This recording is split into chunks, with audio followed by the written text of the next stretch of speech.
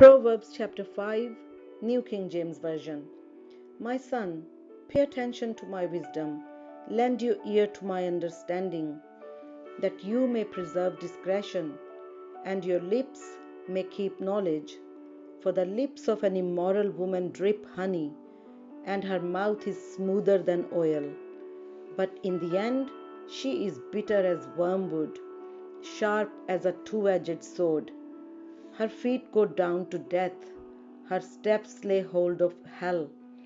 Lest you ponder her path of life, her ways are unstable, you do not know them.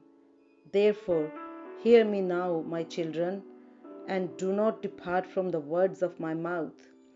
Remove your way far from her, and do not go near the door of her house, lest you give your honor to others, and your years to the cruel one, lest aliens be filled with your wealth, and your labors go to the house of a foreigner, and you mourn at last, when your flesh and your body are consumed, and say, How I hated instruction, and my heart despised correction.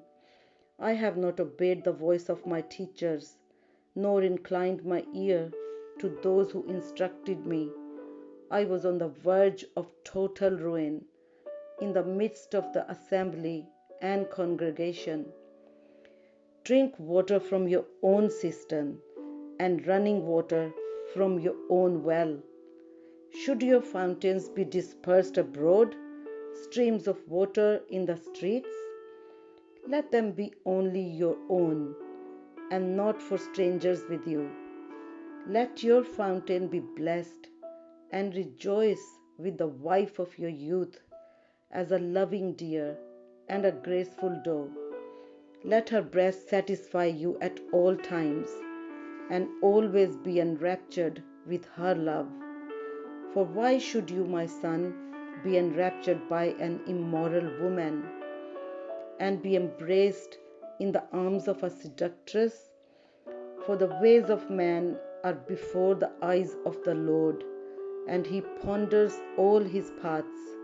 His own iniquities entrap the wicked man, and he is caught in the cords of his sin.